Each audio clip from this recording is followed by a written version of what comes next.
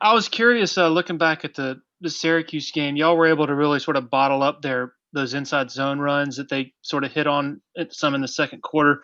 Looking back at it, was that just sort of doing better at the line of scrimmage, sort of controlling things, or was it maybe just better sort of gap control, or what? Yeah, they really popped us backside a couple times. Just a better job, with some backside discipline.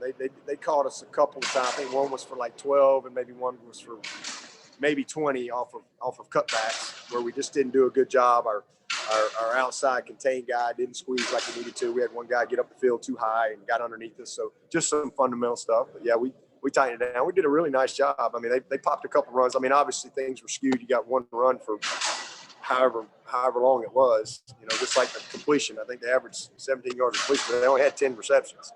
So, but one of them was 83 yards, and same thing with the big reverse. But we did a nice job. They really just had the one score, and that was on the big pass. So they popped a couple, but we settled in and did a nice job. The other two scores, obviously, 6-6 and the block punt. But it was just backside discipline.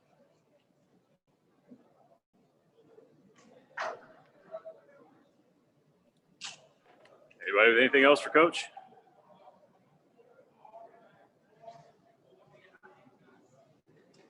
Hey, Coach. Lawton Swan with Clemson Sports Talk. On the injury front, how are you guys looking? I know you kind of updated that yesterday, but you said Mike was day-to-day. How's he doing, and how did he look today? Yeah, we're kind of same deal. We got several guys that are, this time of year, man, just if you're not hurting somewhere, you're probably not working. And so we got several guys that are kind of in that same category, just kind of day-to-day, nursing something. But Mike's he's getting better, and just be kind of one of those guys down to the wire, I think.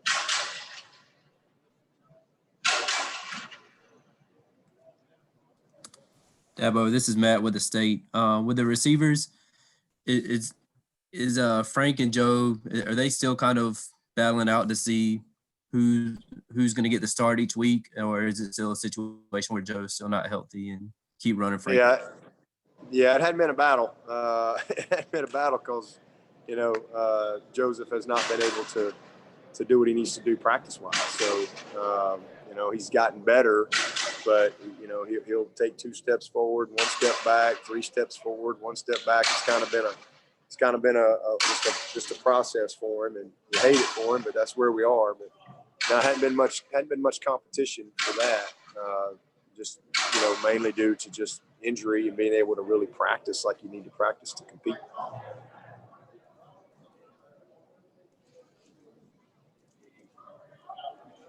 Yeah, though I don't know. This is Larry again. I don't know if you've been asked about Goodrich. He didn't play last week. Is there any sort of update on him?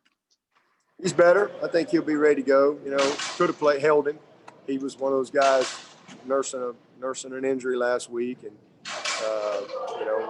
we were hoping we could hold him. Just really didn't really feel like he was 100% ready to go, and we have other guys 100%. So we were only going to play him if we had to. But he's been a lot better this week. He's practiced well and seems to be moving really good without any sort of pain or anything. So expect him to be ready to go, a healthy version of him this week. Hey, Coach, when you guys are evaluating young guys coming into the program like Brian Brzee, I know Coach Venable said that he was sort of like a sponge and didn't make the same mistake twice. Is that something you're able to do on the recruiting trail, and how valuable is that to what you guys have built? Well, that's hard. It's hard.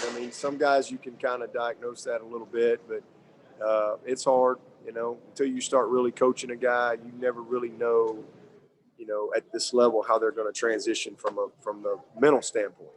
Sometimes guys are physically ready, like you just look and they're like, wow. They look like a junior in college, but mentally they've got a lot of maturity to do.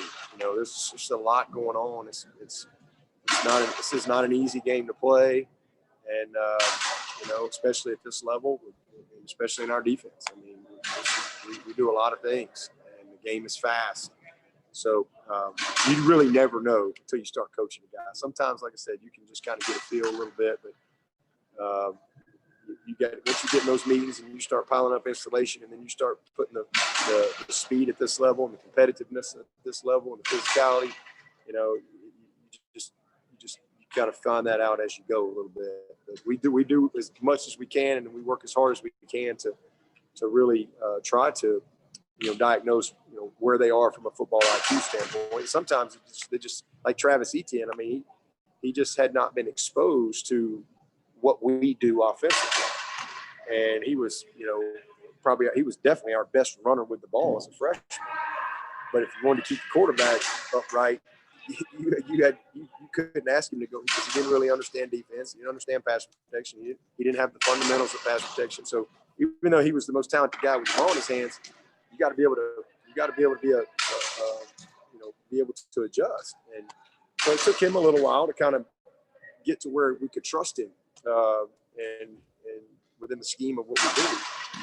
But he is a smart football guy, but he just hadn't been exposed to stuff that we do just because of what he did in high school. So you just never know until you start coaching. Dabo, speaking of pass protection, it looked like Pace had at least one pickup there Saturday, helping protect on blitz pickup. How has he progressed in that area? Yeah, well, fundamentally and physically, he's ready. I mean, there's no concerns with him. As far as just technique, fundamentals, the fundamentals of pass protection. He's a natural. Biggest thing with him is just the communication, the identification, being on the same page with the line. Having his eyes on the right things, and just recognition. What's going on. So he's still growing in that area, but no problems at all from a physicality, fundamental ability to do it. It's just really really mentally being 100% confident on who he has. We'll take one or two more for Coach if you got them. I think Fred Davis had 23 snaps on Saturday. What's your evaluation of him just overall and how far he's come, I guess? Who was it? That's Fred Davis. What is that? Fred. Oh, Fred. Oh, I thought you said Braden. I was trying to get Braden Davis. Fred's going to be a great player. He's a very natural guy. He's long, he's tough, and really made a big hit in the game. But he's got great instincts for it, and making great progress, man. I'm excited about he and Malcolm, those two young guys getting better every day. Yeah, but with Jackson Carman, how do you feel like he's played this year so far? How would you assess his play?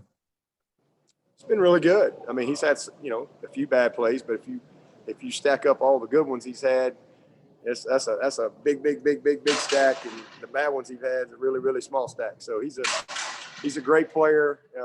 He takes a lot of pride in what he does. Unbelievably physical. He's special. I mean, he is a special talent. But we challenge him every day. We coach him hard. We push him, and he responds. But he's had a great year. And again, he's had a few bad plays, but he's had a whole lot of good ones. That OL, a lot of those guys are playing a lot of snaps. So you go out there and play. We had 84 plays the other day. You play a bunch of plays like that, you might have a bad one here or there. But he's been awesome. Proud of him.